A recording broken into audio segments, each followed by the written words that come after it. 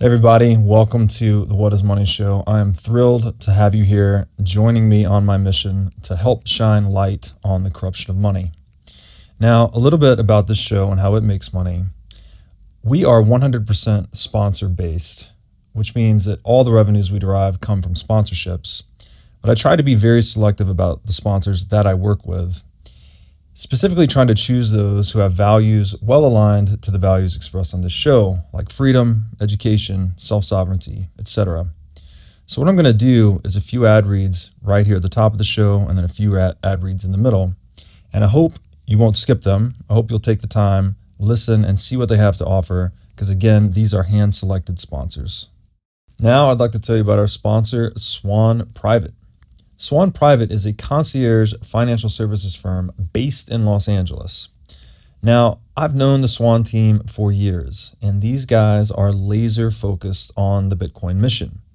They even have a zero tolerance policy for all shitcoining. Recently, their CEO, Corey Clipston, was instrumental in calling out many of these crypto scams right before they collapsed, saving a lot of people a lot of money in the process. Swan Private focuses on guiding high net worth individuals and businesses on all aspects of Bitcoin strategy, including buying, custodying, and market research. This concierge service provides you direct access to a private advisor by text, phone, or email. So go to swanprivate.com/breedlove today to sign up. Now I'd like to tell you about our sponsor, Ledn. Ledn lets you do more with your digital assets. For instance, Ledn offers a B2X loan product that lets you leverage your existing Bitcoin to buy even more Bitcoin. Or you can also get traditional Bitcoin collateralized US dollar loans through Ledn as well. Ledn also offers both Bitcoin and USDC denominated savings accounts, letting you generate yield on your digital assets. Recently, Ledn has launched a Bitcoin mortgage product as well that lets you use Bitcoin to buy a home or finance one that you already own. So go to ledn.io, that's LEDN.io today to sign up. Well, Slim, we meet again. Yes, we do. This time we're in Georgia. Yes, this time we are in Georgia. Well, I didn't know you. I know you, of course, because you're Robert Breedlove, but we talked on through Zoom. Yeah. It took us a while to connect, but now I've seen you twice in 1 week in Nashville. That's right. And now we're in Bluffton, Georgia at White Oak Pastures. And it's a beautiful little oasis out there. It is, isn't it? It's kind of cool. You kind of have to drive a little bit to get here. Yeah. You just experienced that. We did the 6-hour drive. We've got quite a few bugs on the grill and the windshield, but all worth it, I think. Yeah, for sure. Just by way of quick introduction, you're the founder of the Beef Initiative. Yes. Which is really what we're here to talk about and do at this event. Yeah. Maybe for just people that have no idea what we're talking about, what is the Beef Initiative? Why is it important? Well, kind of the roadmap that happened with the Beef Initiative was that about, where I come from research analysis and big tech. I got out of that, probably less than a decade ago. But about 3 years ago, I started diving into something I called food intelligence. I come from ag and ranching in West Texas, and, I saw a lot of metabolical diseases in my own family. I saw a lot of health issues. I'm kind of beat up. I've had like 20 broken bones. I've got like 14 pieces of metal in me. I've kind of used the medical system in certain ways, but I had an internal injury, and I was like, man, I need to look at food again. I want to kind of look at it. Yeah. Let's take a different approach. And so I started diving into it, and what I started finding out, I started uncovering, and I started connecting some dots. And the food intelligence that is required now to live and to be healthy has changed in basically the last 10 years dramatically. And I wanted to find out why. Why are we so unhealthy? What did I need to do to basically be like I always have? Because I grew up with a freezer full of beef. Right. Being West Texas. And so I identified a lot of problems within the global industrial food complex. And then I said, well, if you're going to do that, you can't bitch and moan all the time. You always got to provide a solution. And so I kind of tapped into, how I was raised and how my family and how my ancestors used to live. And I knew that something like the Beef Initiative needed to be brought forth as far as an idea that people could act on. Yes. And so what it is, it's basically a way that you can decentralize your food systems. from the individual to communities to whatever the size you want. We used to live in a different way when it came to food. So the beef initiative kind of happened. It was one of those things that happened holistically and naturally.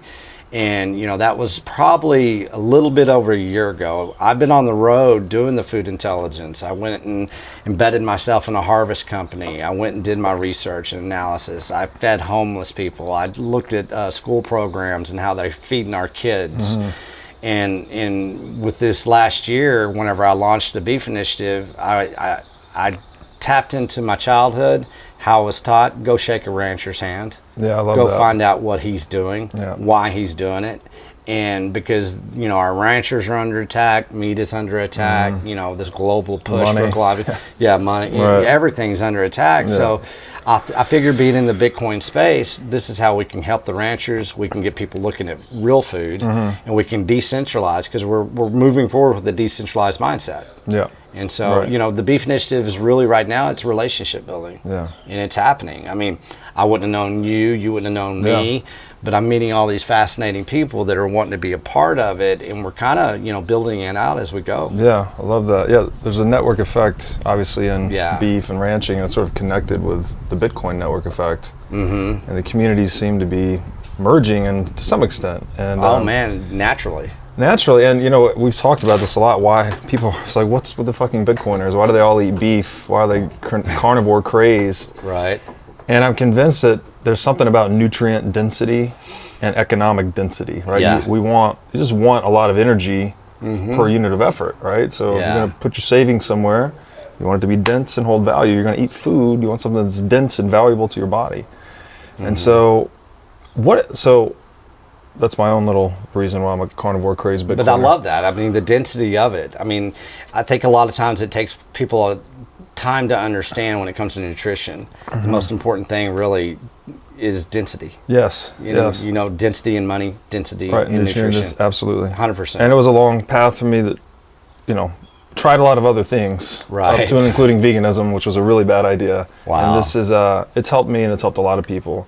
What is it about the industry specifically? Because I think you said to me one time that there's 4 producers or 4 processors of beef in the country. So the beef initiative is sort of going around that. Yeah. If you look at the beef industry as a whole, a global look at the beef industry and the processing and packers. Okay, there's basically 4 major processor packers that control 80% of the processing in the United States. Wow. Those 3 of them are not even American corporations. They're global corporations that they get to basically manipulate our animal protein industry in the United States in ways that people don't understand. Right. They basically have created a prohibition against our ranchers and the market access for those ranchers to be able to sell their beef. They're kind of handcuffed. They have to funnel it through the same process. Exactly. Right? Yeah. And so those processors, though, what they are, they're also the distributors. They're the ones that get to make all the contracts to sell that beef on the global scale. Yeah. And so whenever you get that, you have ranchers that basically have to stop. They don't get to go to the household of that person that they sold that beef to anymore. We don't know where our beef comes from anymore. Right. And if you look at that, the USDA stamp of approval, USDA Prime, all those labeling laws, these certifications that we've had have been so manipulated, and there's been so much regulatory capture that none of that really matters anymore. Right, you don't know where your beef is coming. It can be coming from Brazil, Uruguay, Australia, and it's going to say USDA Prime, and you're not even going to know. Right. That makes a lot of sense. And the quality has just gone downhill. Yes. And so what the American producer, the rancher, we still produce and grow the best beef in the world. That fantastic beef that we're growing and we're stewarding and using our soil for is getting sold to the highest bidder on the global market. Right. We, the American citizens, don't get market access to it anymore. Interesting. Yeah, it's Wow. fascinating. And if more people knew that, then their consumer demand will change. Right. Because they want the best beef, they want the best dense beef, the best dense nutrition they can get. Right. they're really unaware of it, and there's a form of it. It's not willful ignorance, but it's a form of ignorance. It's actually kind of transpired over a couple of decades. Yeah. And so that's what we're kind of doing with the beef initiative, is bringing that awareness. That's amazing. You see this consequence of fiat in a lot of industries, that it drives centralization towards something like this. If it's 4 providers, I guess that's an oligopoly, something like that. Something like that, man. And so obviously, if you have a monopoly, that's the worst thing you can have in a market. The second worst would be that type of situation. Yeah. And if they control all the contracts and they've got the whole market share of the ranchers, they're just squeezing both sides, right? It's an excess accumulation of I guess, bargaining power in the marketplace that wouldn't exist on a non-fiat standard, or to a lesser extent. Sure. And so you guys are working around that. And that's really interesting, because I can't remember who said this to me, but the ranchers are more or less forced to sell to these processors, right?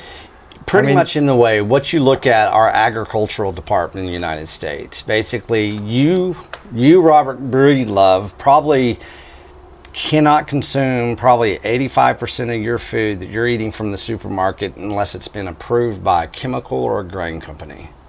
And that's something called a technology use agreement that a lot of these people that do sell to these processor packers, they have to sign. And what it is, it's a contract that's based on grain and chemicals, fertilizers, pesticides. There's a big protocol that you have to basically sign off to. Well, and you have to use, it's probably Monsanto's. The Monsanto's. Now it's just Bayer, that Bayer owns Monsanto. Yeah. But because of that fact, if you don't play the game, then you don't have access. You don't have market access to get rid of your cattle. And so where are you going to sell it? Right. I mean, you can't go to the grocery store. The grocery store has contracts with JBS, Tyson, National, and Cargill. So you're kind of handcuffed. So you have to go along with it. So they're forcing the poisons into the market, basically, right? 100%. Yeah, 100%. With the Substack, what I did is, I told you I was on embedded myself in a harvest company. I went all the way from Texas, all the way to the border of Canada, and all the way back to Texas. And I accumulated a lot of research. I was writing, I was taking notes. I was checking in on the grain companies. I was seeing what we were planting, why we're planting in the United States. I learned a lot of, as I say, food intelligence. And so what I did is I left harvest early. I said, oh, shit, I'm going to go, I got to write about this, because I was on, Twitter a little bit, and I hadn't really introduced myself as much, but I wanted to spread the word, so I wrote a article called The Harvest of Deception. And so I said, okay, you got to present what the source of the seed of the issue is, and then let's move into the source of the seed of what the solution is. What is the issue? What is the solution? And so I did a pretty good introductory with The Harvest of Deception. And from there, it just took off. But I knew that I had to spread it out into the Bitcoin space. Right. And so I could have released it in a lot of different ways, but I chose to do Bitcoin Twitter. Right. And within a day, everybody was like picking up on it. I love it. And then within a week, I was doing podcasts. Well, the great thing about Bitcoiners is everyone already knows most of the things in the world are bullshit or scams. Exactly. So it's not a big fence for them to get over. Right. Yeah. And it was funny because, I've talked to a lot of ranchers. We've got a lot of ranchers in the beef initiative, and this is just to give credit to Bitcoiners. One of my ranchers said, man, Slim said, why? In the beginning, I didn't know why in the hell you were just going through Bitcoin Twitter and you weren't on like Instagram or, all the social media stuff. And it took him about 6 months because the Bitcoiners started buying from him. He goes, I get it now. He goes, they're so intentional. Right. They understand. They're about transparency. Yeah. This is a rancher saying they're about transparency, about truth, about honesty. Traditional values. Yeah, base values. Right. And freedom. Yeah. There you have it. So this model that you're implementing, though, it is taking us back to the original model, right? Yeah, pretty much. Ranchers sold direct to consumers early on before this whole thing got industrialized. Yeah, that's what I told you. I had to reflect on, had to look back at how I was raised and how I grew up with a freezer of beef. Man, yeah. I could always have a hamburger when I wanted. I was cooking my own stuff when I was 5. You want something to eat? Go get you a steak. Yeah. And so, but who did that was my grandfather. So I looked and I really went and dissected, small town Texas is what I did. If you look at Texas and where we came from, I mean, we basically fed a nation at one time back in the late 1800s. That was the cattle drive. And so there's a lot of history that we can look at and we can see how we did it. And I was talking to Will Harris today and we did a podcast, and there's over 200 microprocessing plants that are mothballed in the state of Texas. Well, you look at that many, there's 254 counties in the state of Texas.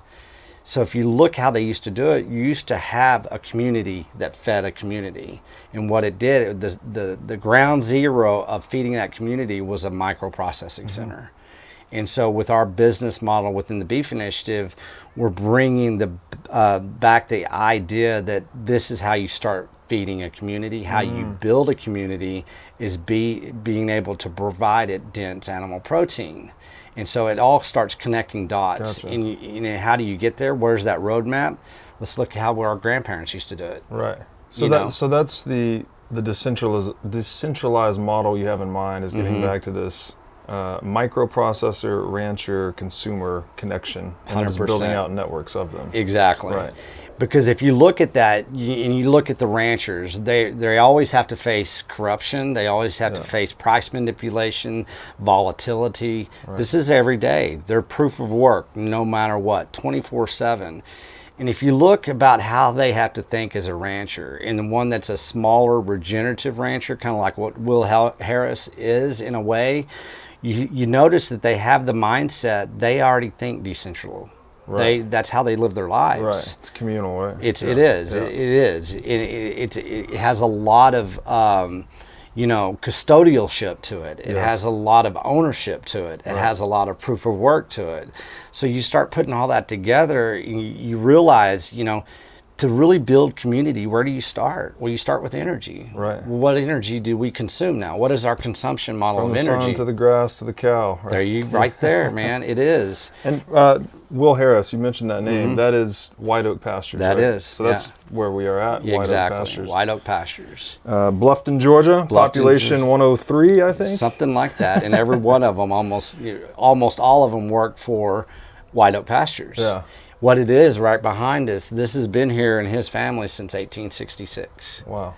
And he's gone from basically how we used to do things, just like we've talked about. Well, they went into the commodity cowboy market, and that's what we call it, commodity cowboy. That's whenever we introduced herbicides, pesticides, certain chemicals, grains and everything into our agricultural world. Well, he went to school for it. He went to university. Well, he didn't like that way, and he wanted to separate himself out from that.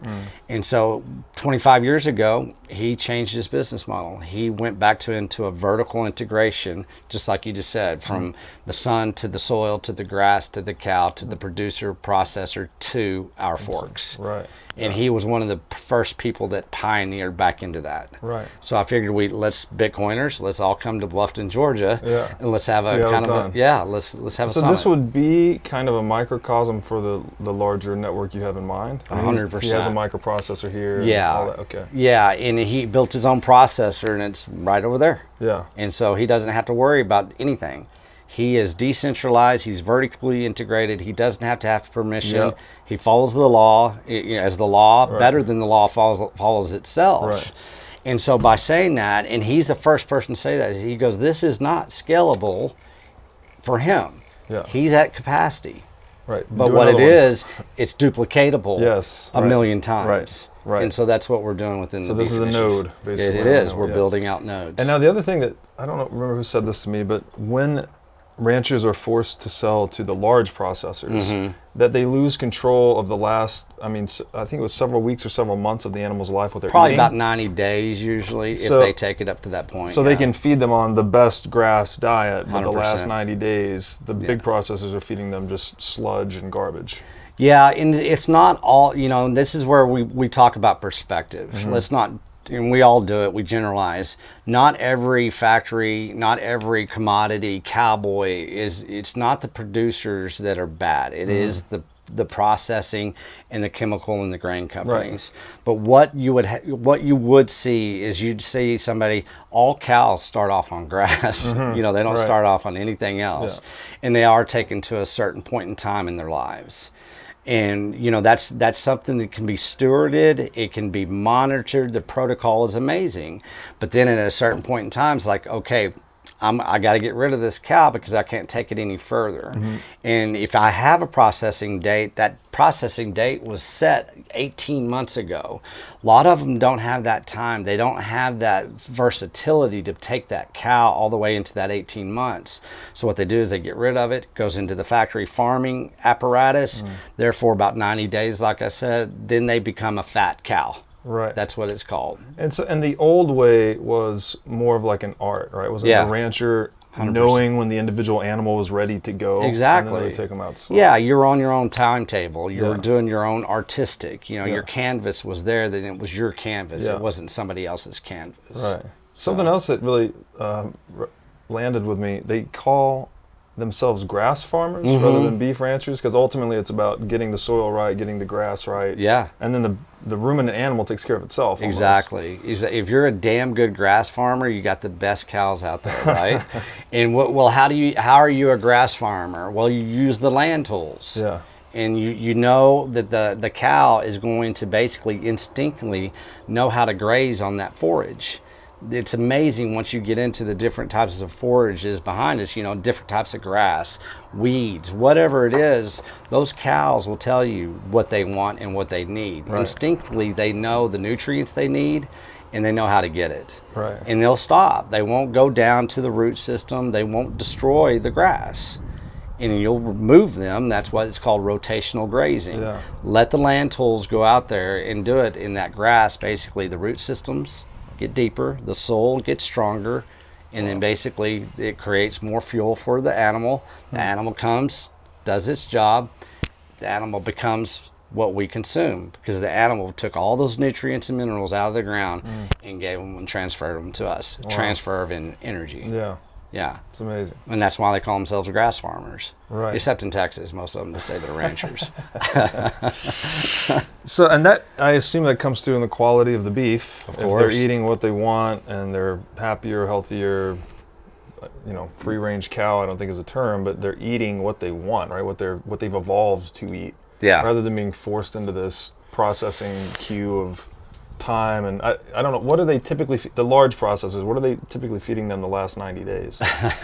Well, that's where we get all confused, right? I mean, from antibiotics to the steroids that everybody's aware of.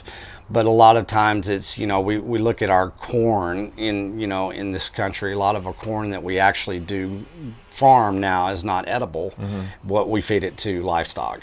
Gotcha. And so it's genetically modified grains is what they, and there's a lot of places that will do, and they'll recycle a lot of waste product into that. And I say waste product, let's say candy.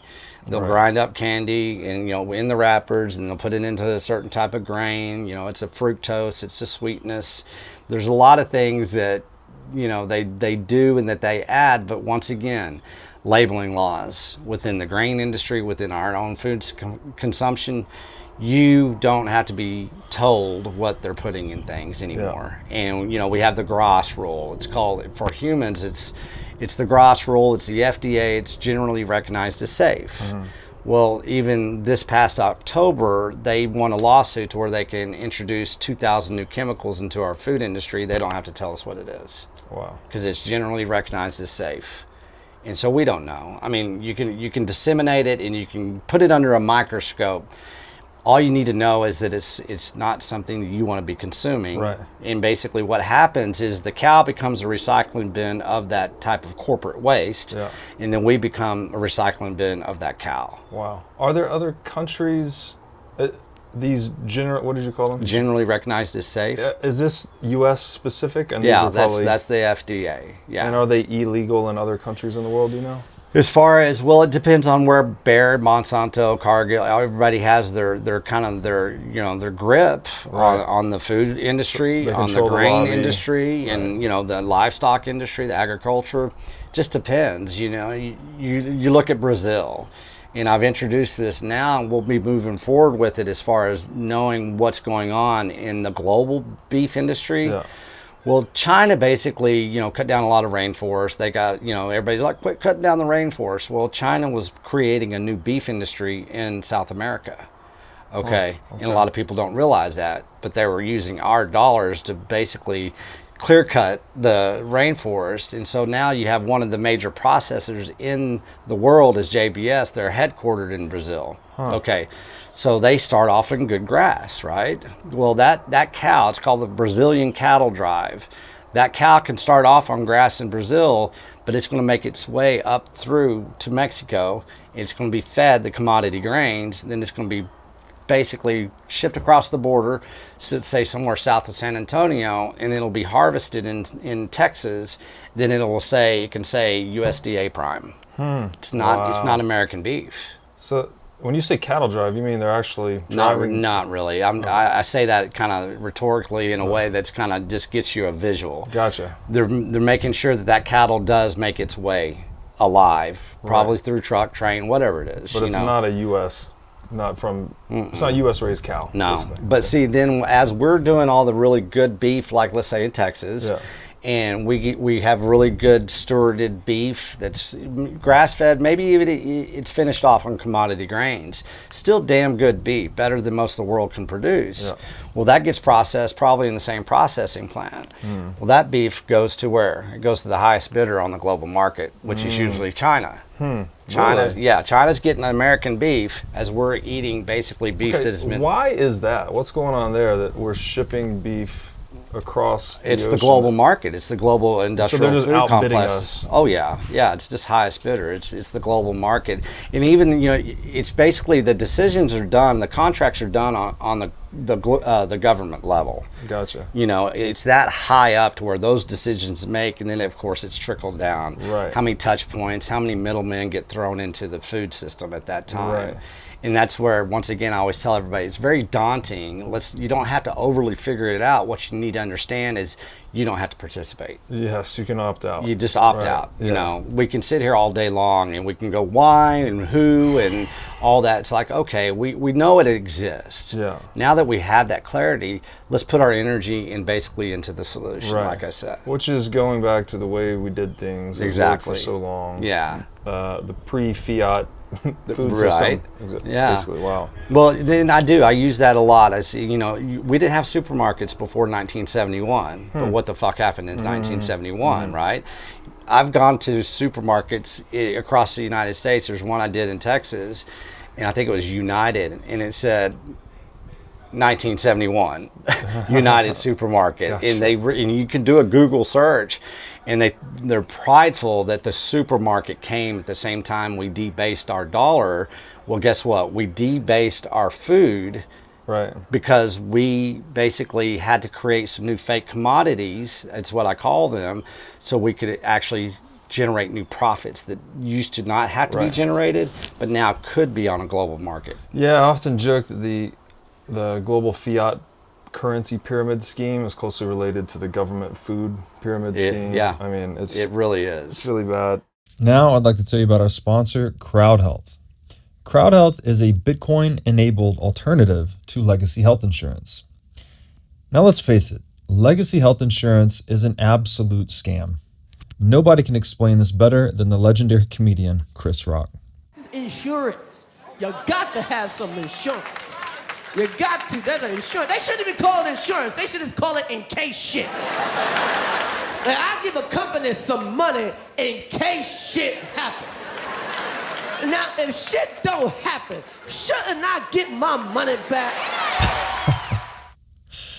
So with CrowdHealth, instead of just paying premiums that you'll never see again, you can hold part of this pool of savings in dollars and in Bitcoin through CrowdHealth. And when you have a health event, you can draw against this pool of communal savings. So go to joincrowdhealth.com/breedlove to learn more or sign up.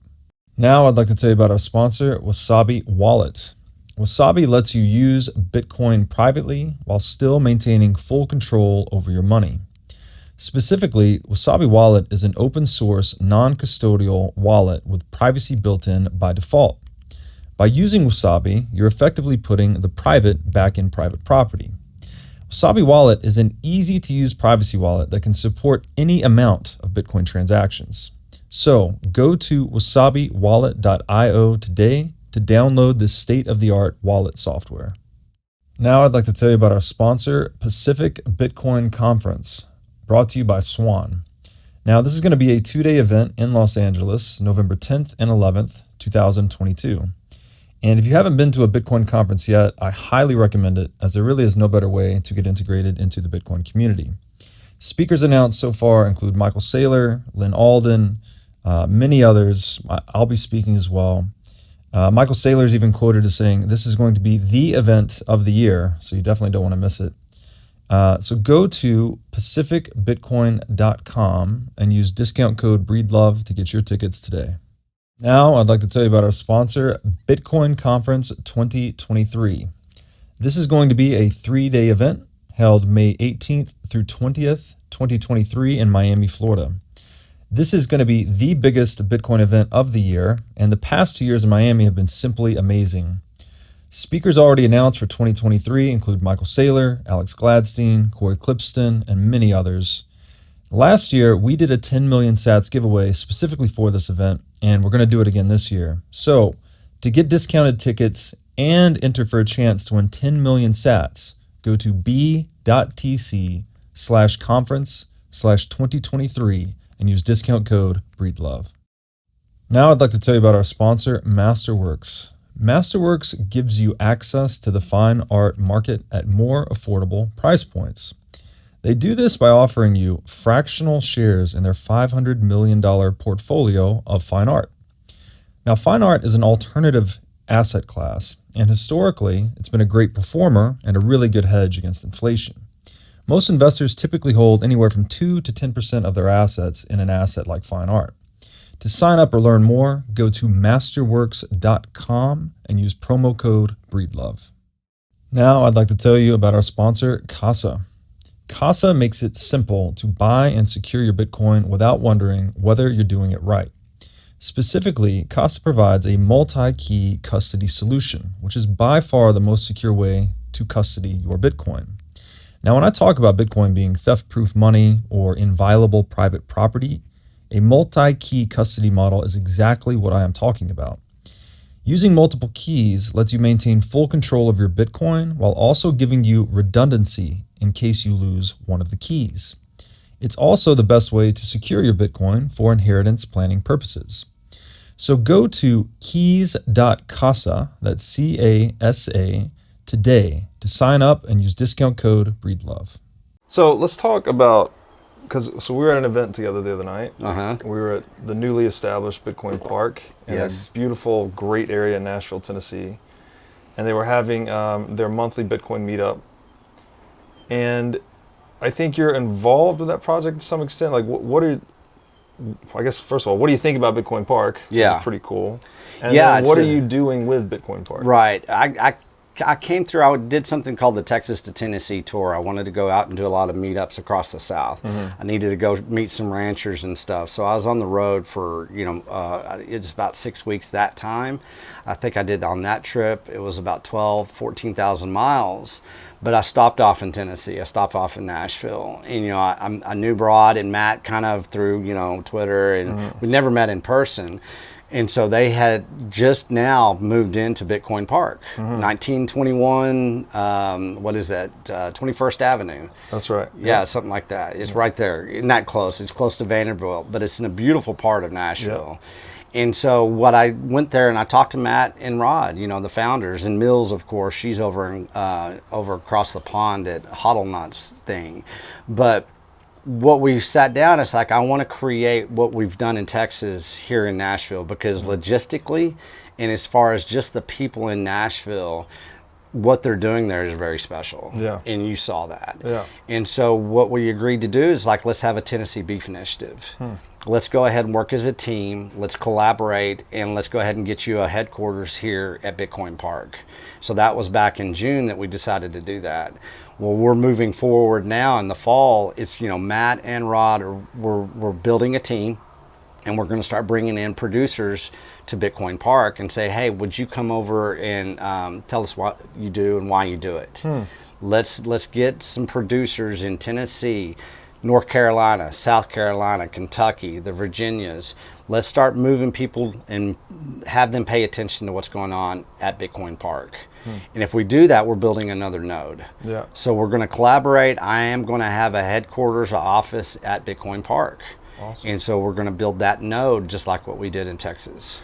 And you're trying, I guess, the microprocessor would be kind of the model you would like to see seeded around. Does Tennessee have beef cattle? Yeah, they have more hog. More hog. Yeah, but there's plenty of beef in Tennessee. Oh, yeah. But see, people don't understand that because, one, their consumer demand is over there at Kroger's. That's what you got in Tennessee, or Costco. Yeah. They don't realize right in their backyard they have tons of cattle. Yeah. People don't realize it. They don't know that's how far separated we've become with the ranching industry itself.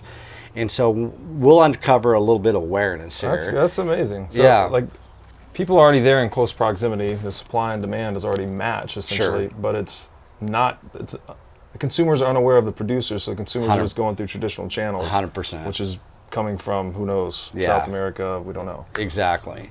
It's kind of crazy when you think about it that way. Well, it is, and everybody thinks that, once again, I use the word daunting, and it is. It's daunting, but it really isn't. You're not reinventing the wheel. What you're doing is you're going out and building some damn relationships. Right.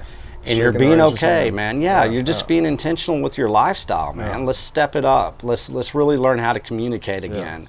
Let's build. I mean, every rancher that I've met in person that is part of the Beef Initiative now, they're going to be lifelong friends. Right.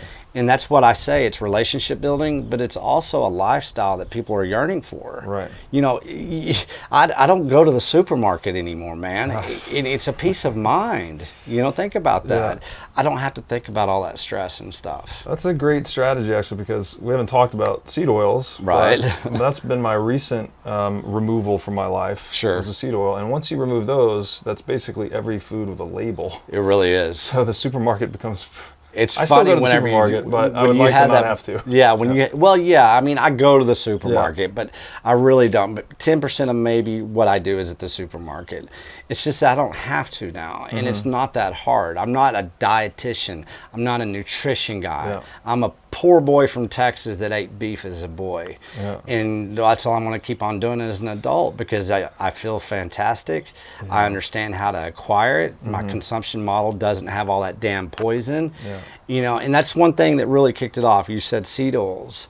Whenever I was up in North Dakota, we were on this one, plot. We were doing a turnaround. We're doing about 12,000 acres as far as harvest.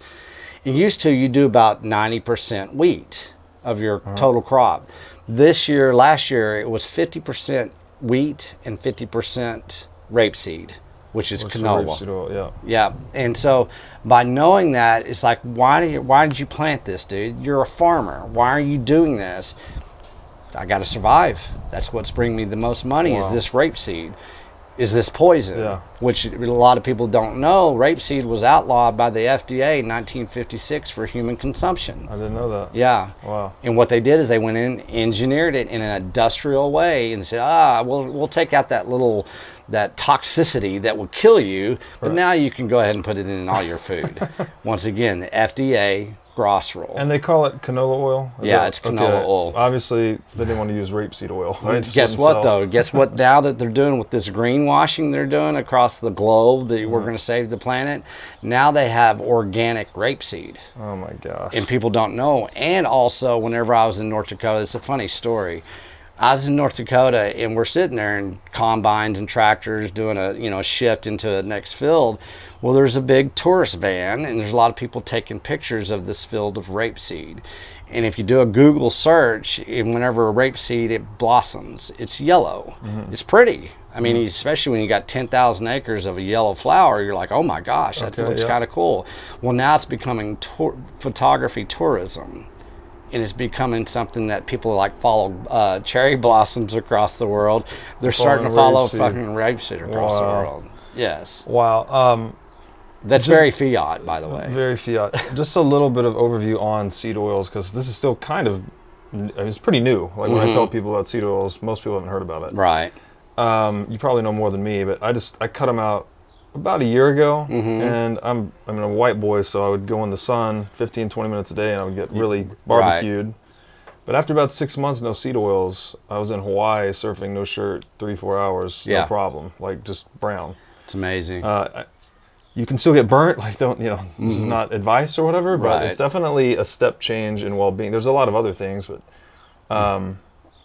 what's wrong with seed oils? What do you know, like what it is they do to us that ruins things? The only way I like to look at it is if you look at something that has been injected into our consumption model, that basically, if you watch how it's processed, in the industrial machinery. It looks like industrial sludge. It does. Yeah. And so anytime you have to do that to any food product, I don't have to go too deep into knowing exactly, but I know a lot of the seeds that we do, a lot of them do have toxicity to them. Yeah. A lot of the industrialization of that processing of that seed is eliminating that toxicity out of that seed. Yeah. But just to say where seed oils come from, so people can kind of understand the pathway that they took. In the 1900s, the early 1900s, Procter & Gamble used to make basically the most candles in the world. Okay. Well, what they use? They used cottonseed. Okay. Well, all of a sudden they weren't selling candles. What happened in 1900s? We got electricity. Right. So people quit buying candles. Well, Procter & Gamble said, "Holy shit, we got to do something with all this cottonseed, man. We've been profiteering off of this cottonseed all these years. What are we going to do now?" Voila, you had Crisco, cooking oil. Interesting. And they targeted the heritage woman, the farmer, everything. And so they started introducing seed oils as vegetable oil. Boom, boom, boom. We started the deception even that many years, 120 something years ago. Interesting. I didn't know that. It's fascinating. Wow. You can do your own kind of research. Yeah. You can go to rabbit hole, like I said. These damn rabbit holes, I know, they're branching out in so many directions. It's never ending. So speaking of rabbit holes, you're a Bitcoiner. Yes. Obviously. How did you discover Bitcoin? What's been your journey falling down the rabbit hole? Well, I get to say it and pridefully is like, I knew about Bitcoin back then and I didn't pay attention. Even being in technology and all that crap, I just didn't pay it any mind. It wasn't that moment. In 2017, I started paying attention, but I had some family things that happened to where I couldn't focus.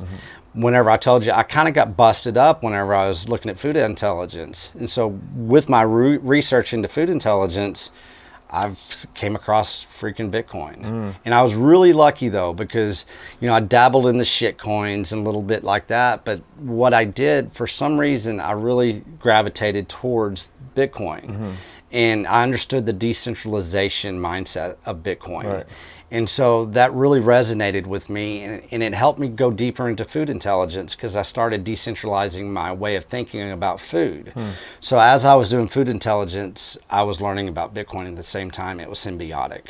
For me, that was my journey into Bitcoin. Was because of food intelligence. So you were already on the decentralization path in a way before you even got into Bitcoin. Yeah, I got out of big tech about 2015, 2016. I just dropped out. I said, I'm fucking done with this. I'm done. Because I was pretty good at it. But I saw where it was going.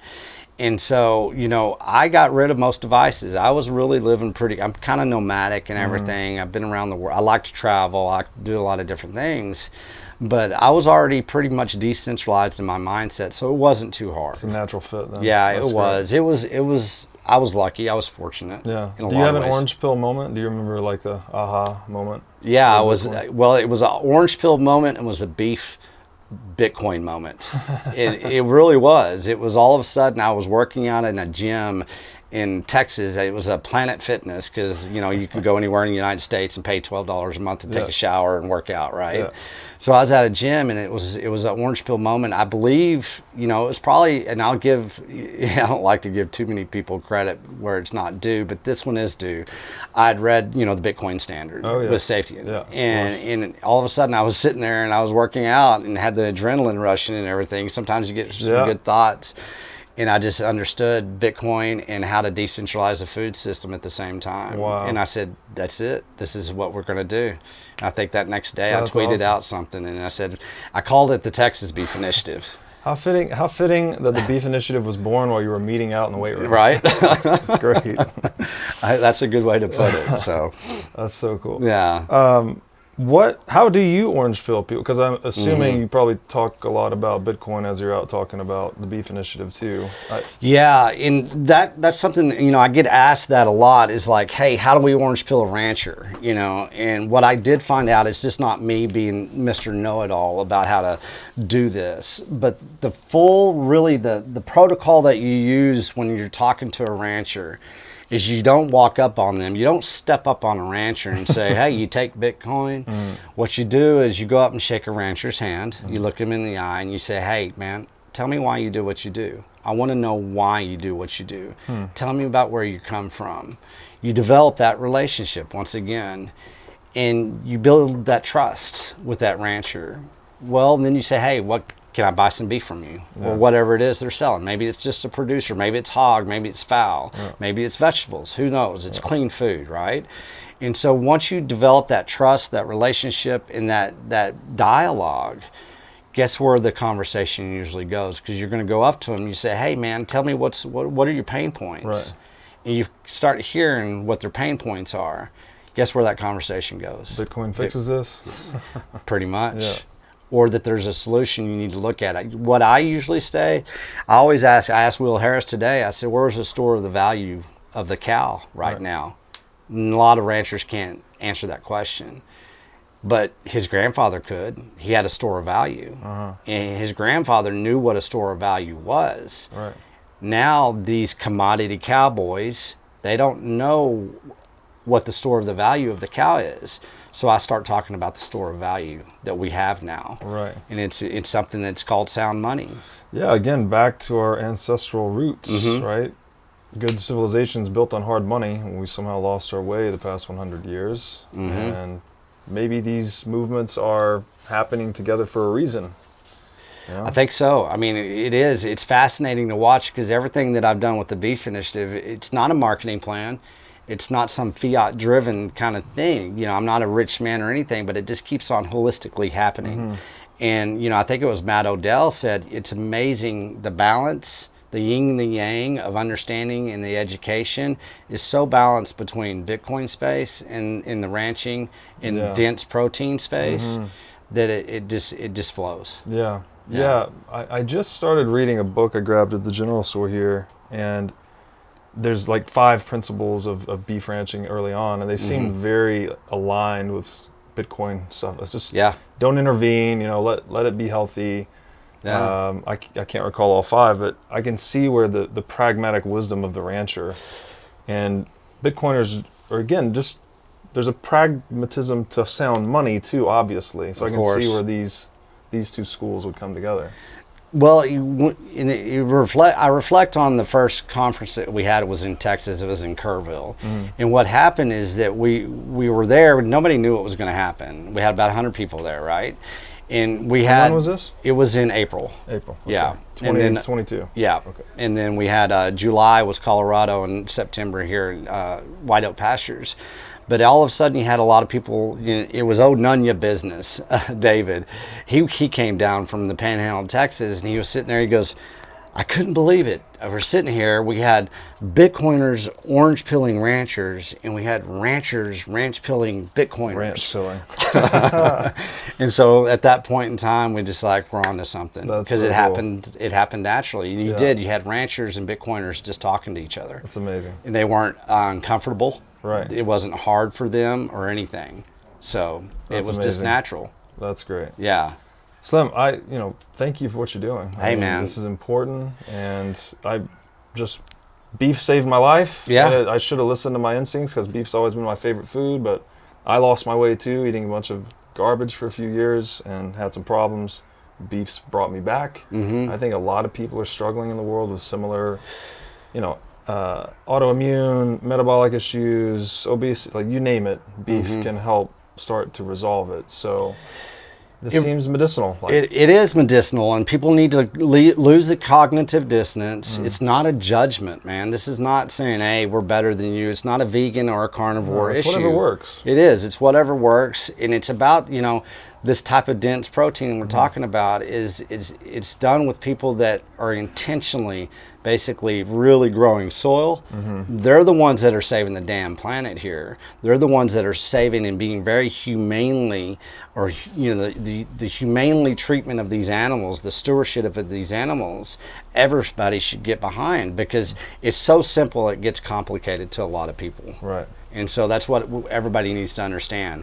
It's like, you don't have to be a carnivore. Yeah. But if you can start with some dense protein, kind of work out from there. Yeah, and just getting the poison out of the food. Yeah, seems exactly. somewhat obvious. It's about clean food, man. Yeah. It's about purity. It's Clean food, yeah. pure spirit, pure heart. Right. Pure intentions. Yes. Pure transparency. Let's all just move forth with a.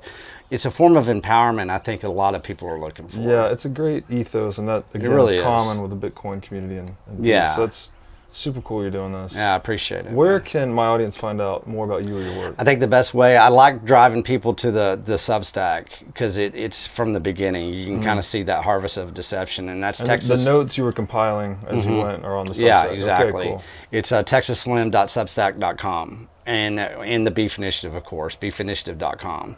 And we've got, all kinds of our why on there, our mission. Basically, you can buy beef from us, of course, with Bitcoin or fiat. So those two platforms are what you need to look at. Awesome. And then I'm at Modern Tea Man on Twitter, of course. Modern Tea Man? Okay. Or just do a Google search on Texas Slim. People like that name. But that's a great name. My mom gave it to me as a young child. Really? Oh, So yeah. Nickname? Yeah, it's a nickname. I was a runt, and I was very small, and I had a very skinny waist. And so Texas, we had, we bought our jeans at a Western store. Well, they had Wranglers, and they came out, and she always had to take up my clothes. Well, Wrangler came out when I was really like a tyke, and they came out with this jean called Texas Slim. And so she told me they named it after me. So there you have it, Texas Slim. Thanks, Mom. Yep. That's a great Way name. to go, Mom. Slim, thank you so much, man. Thanks, Robert. This is great. Great to see Appreciate you, it. man. Yeah. Talk to you soon. This is good, man.